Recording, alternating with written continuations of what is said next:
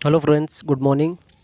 आज अंतर्राष्ट्रीय योग दिवस पर अपन विशेष बात करेंगे। आज 21 जून है और 21 जून को विश्व में अंतर्राष्ट्रीय योग दिवस के रूप में मनाया जाता है। आप सबको भी योग करके अपने जीवन को स्वस्थ बनाना चाहिए ताकि कोई भी रोग दोष आपके करीब ना आए। आज दिनांक 21 जून 2020 की बात कर रहे हैं। आज के इस कॉन्सेप्ट में अपन बात करेंगे अंतर्राष्ट्रीय योग दिवस पर। इससे संबंधित जो महत्वपूर्ण क्वेश्चन है, जो इम्पोर्टेंट फैक्ट्स है, उन सब की आज बात करेंगे कि कब इसकी उत्पत्ति हुई, 21 जून को ही क्यों मनाया जाता है, इसे अंतर्राष्ट्रीय योग दिवस के रूप में कब मनाना शुरू किया गया और 2020 में ये कौन सा अंतर्राष्ट्रीय योग दिवस मनाया जा रहा है और 2020 में जो अंतर्राष्ट्रीय योग दिवस मनाया जा रहा है उसकी क्या थीम है। तो आज इन सब फैक्ट्स पर अपन बात करेंगे। तो आप सबका स्वागत है आपके अपने YouTube channel Li-Fi smart study bye Arun sir में। आप इस चैनल को लाइक करें, शेयर करें, सब्सक्राइब करें ताकि जो भी आपको अपडेट वीडियो जब भी मैं अपलोड करूं तो आपको मिलते रहे। आज के इस कॉन्सेप्ट में अपन बात कर रहे हैं इंटरनेशनल डे ऑफ योगा। 21 जून को ये प्रतिवर्ष मनाया जाता है। आपको ये डेट याद रखनी है। इसके कॉन्सेप्ट से आपको डेट याद रखनी है कि प्रत्येक वर्ष 21 जून को अंतर्राष्ट्रीय योग दिवस के रूप में मनाया जाता है। फिर 21 जून को ही क्यों मनाया जाता है, तो इन सब विषयों पर अब चर्चा करना शुरू करते हैं। देखो, आज का जो कॉन्सेप्ट है अपना वो है अंतर्राष्ट्रीय योग दिवस पर। तो अपन बात करते हैं इसकी उत्पत्ति की कि इसकी उत्पत्ति कब हुई, कैसे हुई, क्यों विचार आया मन में कि योग दिवस मनाना चाहिए, ये किसकी देन है, कहाँ पर सबसे पहले योग दिवस के रूप में मनाया जाने लगा। तो इन सब पहलुओं पर आज चर्चा करेंगे अपने इस कॉन्सेप्ट में। तो अपन बात करते हैं उत्पत्ति के बारे में। तो देखो, उत्पत्ति से रिलेटेड जो मैटर है आपके सामने वो है आपके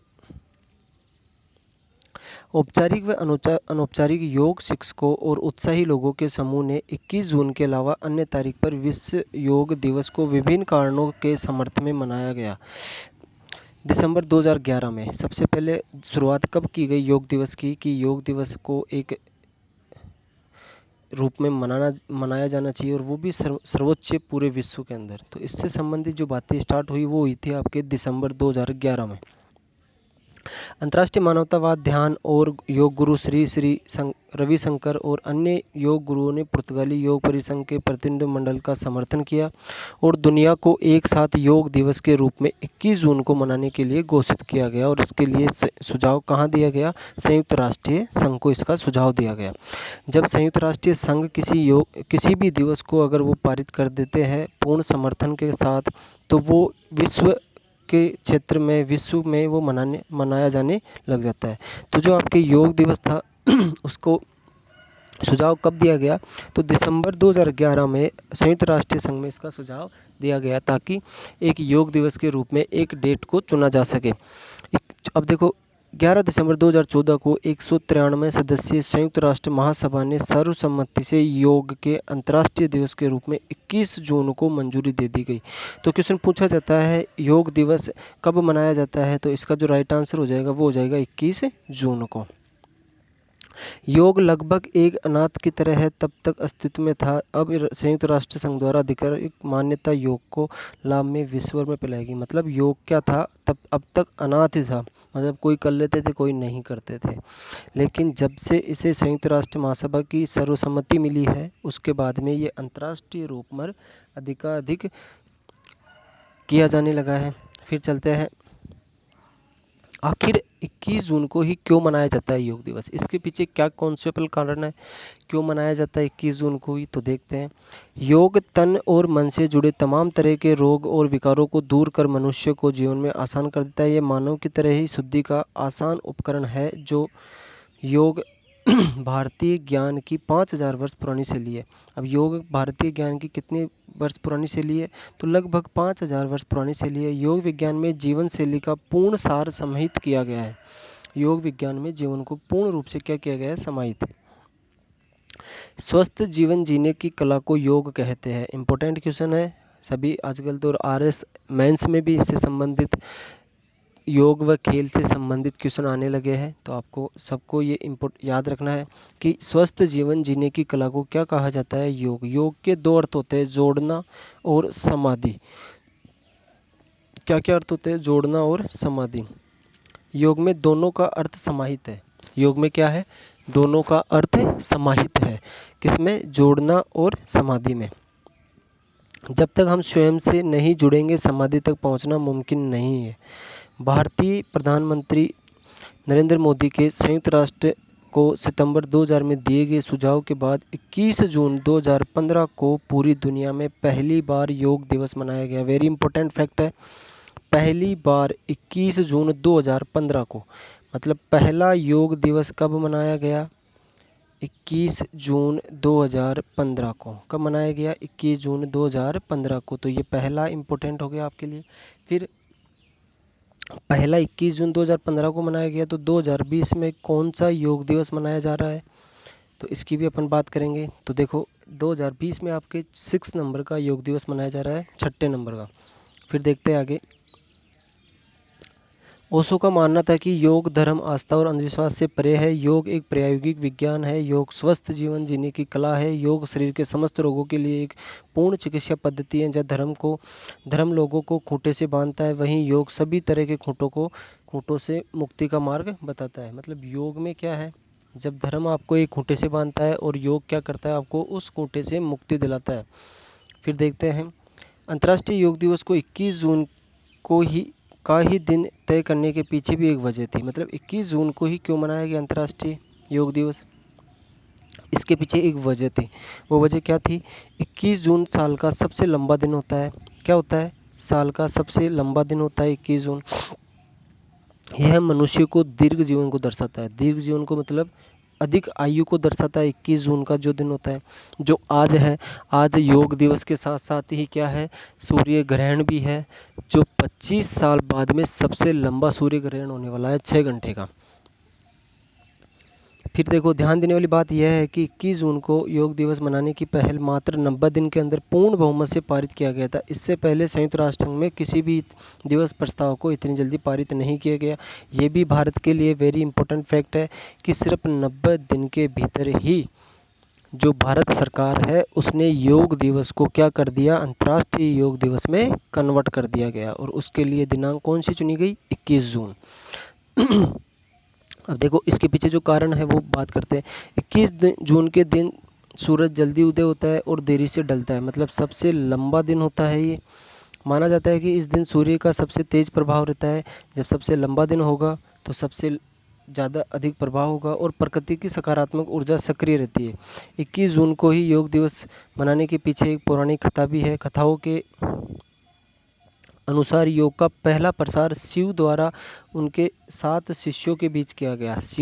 भगवान शिव के द्वारा उनके 7 शिष्यों के बीच किया गया। कहते हैं कि इन सप्तऋषियों को ग्रीष्म संक्रांति के बाद आने वाली पहली पूर्णिमा के दिन योग की दीक्षा दी गई, जिसे शिव के अवतरण के तौर पर भी मनाते हैं। इसे दक्षिणायन के नाम से भी जाना जाता है। तो ये था कारण कि 21 जून को ही क्यों योग दिवस के रूप में मनाया जाता है, क्योंकि ये सबसे लंबा दिन होता है। सबसे पहले सूरज निकलता है और सबसे बाद में सूरज ढलता है।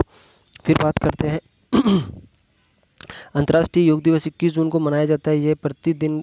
यह दिन वर्ष का सबसे लंबा दिन होता है और योग भी मनुष्य के दीर्घ जीवन काल को प्रदान करता है। पहली बार यह दिवस 21 जून 2015 को मनाया गया, जिसकी पहल भारत के प्रधानमंत्री नरेंद्र मोदी ने 27 सितंबर 2014 को संयुक्त राष्ट्र सभा में अपने भाषण में की। उन्होंने कहा, अब देखो 27 सितंबर 2014 को जब संयुक्त राष्ट्र संघ सभा में प्रधानमंत्री ने कहा, क्या कहा? योग भारत की एक प्राचीन परंपरा का एक अमूल्य उपहार है। यह दिमाग और शरीर की एकता का प्रतीक है। क्या है? दिमाग और शरीर की एकता का प्रतीक है। फिर देखो, मनुष्य और प्रकृति के बीच सामंजस्य है, विचार संयम और पूर्ति प्रदान करने वाला है तथा स्वास्थ्य और भलाई के लिए एक समग्र दृष्टिकोण को भी प्रदान करने वाला है। ये व्यायाम के बारे में नहीं है, लेकिन अपने भीतर की एकता को, भावना को दुनिया और प्रकृति की खोज में विषय है। हमारी बदलती जीवन शैली में ये चेतना बनकर हमें जलवायु परिवर्तन से निपटने में मदद कर सकता है। तो आइए एक अंतर्राष्ट्रीय योग दिवस को गोद लेने की दिशा में काम करते हैं। तो ये था आपके योग दिवस से संबंधित इम्पोर्टेंट फैक्ट। फिर अपन बात करते हैं इसके बाद, जिसके बाद इस भाषण के बाद 21 जून को अंतर्राष्ट्रीय योग दिवस घोषित किया गया। 11 दिसंबर 2014 को संयुक्त राष्ट्र संघ सभा ने 177 सदस्यों द्वारा, मतलब कितने सदस्य हैं संयुक्त राष्ट्र महासंघ सभा में? 193। उनमें से 177 जो सदस्य देश थे उनने अंतर्राष्ट्रीय योग दिवस के पक्ष में वोटिंग करी, उन्होंने प्रस्ताव को मंजूरी मिली। फिर देखते हैं प्रधानमंत्री के इस प्रस्ताव को 90 दिन के अंदर पूर्ण बहुमत से पारित कर दिया गया, जो संयुक्त राष्ट्र संघ सभा में किसी भी दिवस को सबसे कम समय में पारित किया गया है। तो ये था, ये भारत के लिए गौरव की बात है कि 90 दिन के अंदर अंदर ही एक अंतर्राष्ट्रीय योग दिवस, जो भारत की शैली है 5000 वर्ष पुरानी, उसे 90 दिन के अंदर अंदर ही क्या कर दिया गया, अंतर्राष्ट्रीय योग दिवस के रूप में घोषित कर दिया गया। फिर चलते हैं, फिर बात करते हैं आज के दिवस की, अंतर्राष्ट्रीय योग दिवस 2020 की, कि अंतर्राष्ट्रीय योग दिवस 2020 का इम्पोर्टेंट फैक्ट जो थे क्या क्या है, किस रूप में ये मनाया जाने वाला है, इसकी थीम क्या रहने वाली है, पहला योग दिवस कब मनाया गया, ये आपके सामने आ गया है। पहला योग दिवस मनाया गया आपके 21 जून 2015 को। कब मनाया गया? 21 जून 2015 को पहला योग दिवस मनाया गया, 21 जून 2015 को। फिर बात करते हैं अंतर्राष्ट्रीय योग दिवस 2020 की। देखो सुर्खियों में छठे योग दिवस की थीम होगी, अब जो योग दिवस की छठा योग दिवस है, इसकी थीम, ये इंपॉर्टेंट क्वेश्चन है, हो सकता है एग्जाम में पूछा जाए, क्योंकि अभी कोरोना काल चल रहा है और कोरोना काल में योग करने से ही क्या करता है, इम्यूनिटी सिस्टम बढ़ सकता है।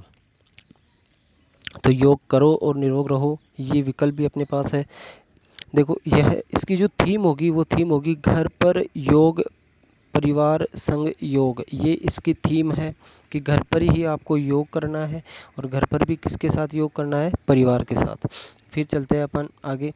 21 जून को मनाए जाने वाले अंतर्राष्ट्रीय योग दिवस से पहले प्रधानमंत्री नरेंद्र मोदी ने इस बार योग दिवस की थीम घर पर योग और परिवार संग योग बताई है। तो इम्पोर्टेंट फैक्ट है कि इसकी थीम क्या है, घर पर योग और परिवार संग योग करना है आपको।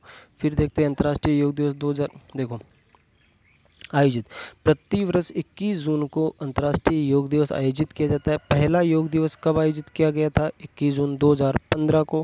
फिर बात करते हैं योग दिवस के संदर्भ में भारत के प्रधानमंत्री नरेंद्र मोदी ने 27 सितंबर 2014 को संयुक्त राष्ट्र सभा में अपने भाषण में योग के संदर्भ में उल्लेख प्रस्तुत किया गया था, जो अपन ने अभी ऊपर पढ़ लिया। फिर बात करते हैं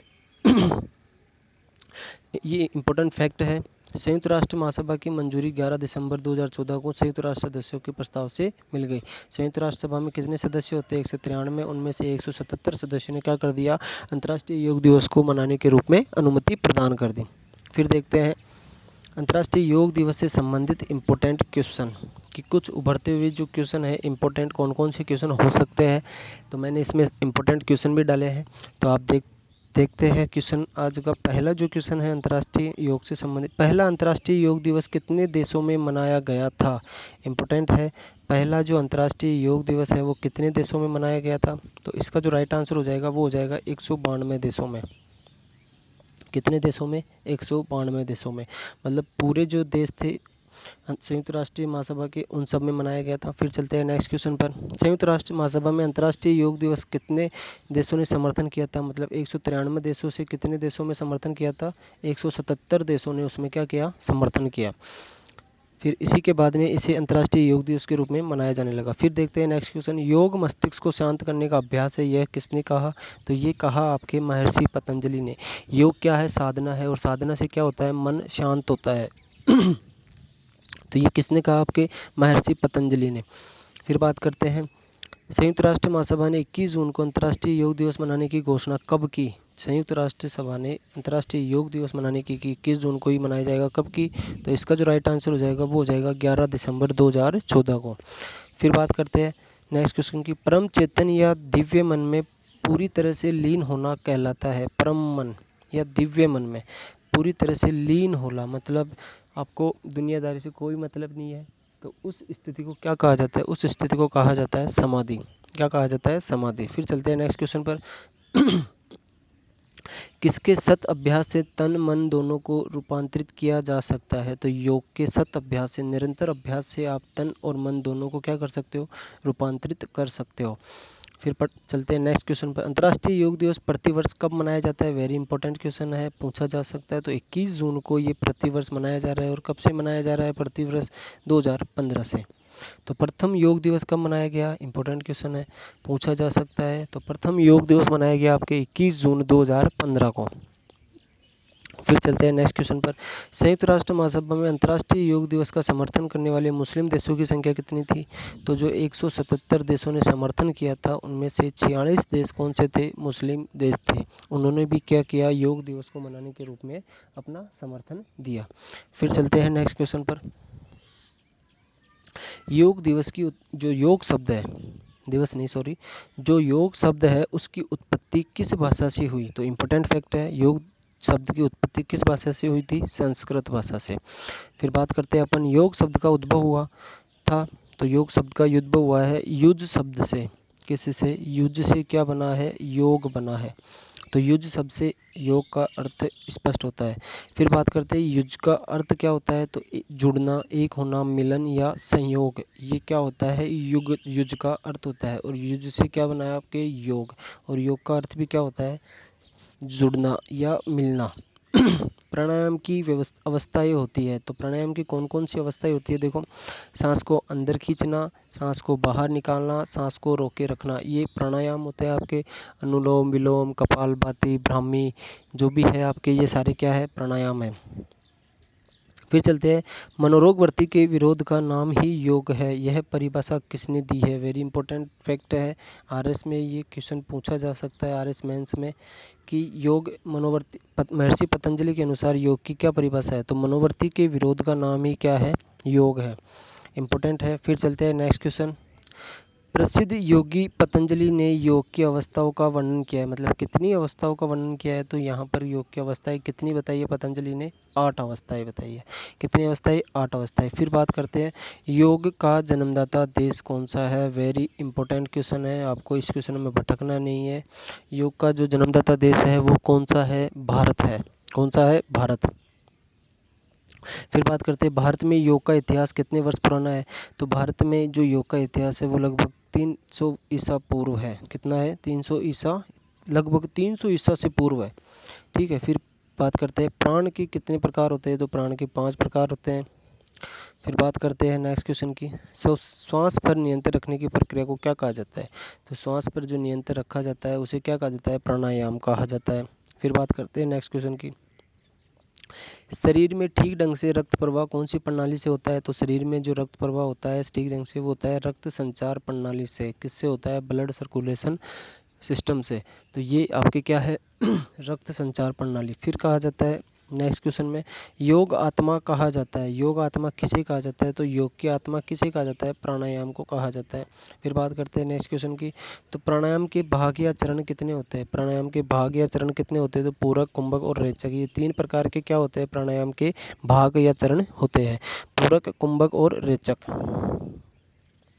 फिर देखते हैं नेक्स्ट क्वेश्चन की, श्वास को अंदर खींचने के लिए कुछ समय पश्चात सांस को अंदर ही रोकने की क्रिया को क्या कहा जाता है? कुंभक। मतलब श्वास को अंदर खींचना और उसे कुछ देर श्वास को रोकना, ये क्या कहलाता है? कुंभक कहलाता है। इंपॉर्टेंट है। फिर करते हैं नेक्स्ट क्वेश्चन की बात, भगवत गीता के अनुसार योग की परिभाषा क्या है? तो इम्पोर्टेंट है, आप इस कोट को कहीं पर भी, जब भी आपको योग से संबंधित कोई निबंध लिखना हो, कोई क्वेश्चन आए, तो ये आप लिख सकते हो। योग कर्मसु कौशलम, योग कर्मसु कौशलम, ये मतलब भगवत गीता के अनुसार योग की परिभाषा क्या है? योग कर्मसु कौशलम।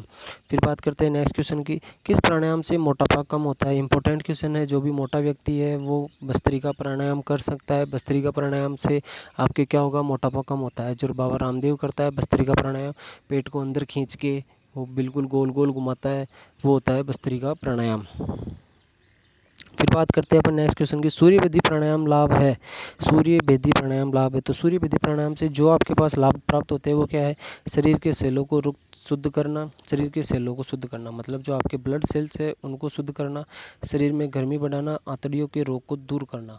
मतलब इसमें क्या हो? फेफड़ों से ऑक्सीजन जाएगी तो जो भी पेट से संबंधित रोग होंगे वो क्या हो जाते हैं? विकार, दोष विकार दूर हो जाते हैं। फिर बात करते हैं नेक्स्ट क्वेश्चन की, शरीर के सभी भागों में पाया जाने वाला प्राण है। तो सभी भागों में जो पाया जाता है वो प्राण कौन सा है? तो इसका नाम है ध्यान। ध्यान सभी शरीर के सभी भागों में पाया जाता है। फिर अपन बात करते हैं नेक्स्ट क्वेश्चन की, कौन सा प्राणायाम रक्त को शुद्ध करने में सहायक होता है? वेरी इंपॉर्टेंट है। शीतली प्राणायाम रक्त को शुद्ध करने में क्या होता है? सहायक होता है। शीतली प्राणायाम क्या होता है? रक्त को शुद्ध करने में सहायक। फिर अपन बात करते हैं लास्ट क्वेश्चन की, योग समाधि यह कथन किसका है? योग समाधि है यह कथन किसका है? यह कथन है आपके वेद व्यास का। महर्षि वेद व्यास ने कहा है कि योग समाधि है, तो ये कथन किसका हो गया? महर्षि वेद व्यास का। तो देखो फिर चलते हैं नेक्स्ट क्वेश्चन पर। अच्छा, 2 क्वेश्चन और बच रहे हैं। आसन का अर्थ क्या होता है? तो आसन का अर्थ क्या होता है? शरीर की स्थिति, मतलब शरीर की स्थिति को मतलब एकाग्र करना क्या कहलाता है? आसन। फिर बात करते हैं मस्तिष्क की पूर्ण एकाग्रता क्या कहलाती है? इंपॉर्टेंट है, मस्तिष्क की पूर्ण एकाग्रता, फुल माइंड कंसंट्रेशन क्या कहलाता है? ध्यान। मतलब ध्यान मग्न होकर बात करते हैं वो क्या होता है? आपके फुल कंसंट्रेशन होता है। फिर बात करते हैं नेक्स्ट क्वेश्चन की, योग आध्यात्मिक कामधेनु है, योग की यह परिभाषा किसने दी है? योग आध्यात्मिक कामधेनु है, यह परिभाषा किसने दी है? तो डॉक्टर संपूर्णानंद ने क्या कहा है कि योग क्या है? आपके पूर्ण आध्यात्मिक कामधेनु है। तो ये परिभाषा किसने दी है? डॉक्टर संपूर्णानंद ने। फिर बात करते हैं नेक्स्ट क्वेश्चन की, योग से कब्ज दूर होता है, इसका संबंध किस प्रणाली से है? तो इसका संबंध पाचन प्रणाली से है। जब कब्ज की बात आ रही है तो कब्ज कहाँ होता है? पेट में, पेट से संबंधित, मतलब पाचन प्रणाली से किसका योग का कब्ज दूर हो जाती है योग करने से। फिर देखते हैं नेक्स्ट क्वेश्चन, इस आसन में से बुढ़ापा दूर होता है। तो आपके जो चक्रासन है, कोई भी बूढ़ा व्यक्ति है वो क्या कर सकता है? चक्रासन दूर करके बुढ़ापा कम कर सकता है। तो ये थे आज के इम्पोर्टेंट क्वेश्चन और योग से संबंधित इम्पोर्टेंट फैक्चुअल बातें। तो आपको अच्छा लगा होगा, तो आप सबसे अनुरोध है कि इसे लाइक करें, शेयर करें और कमेंट करके मुझे ज़रूर बताइए कि आपको ये वीडियो कैसा लगा। थैंक यू सो मच, मिलते हैं फिर नेक्स्ट वीडियो के साथ। Thank you.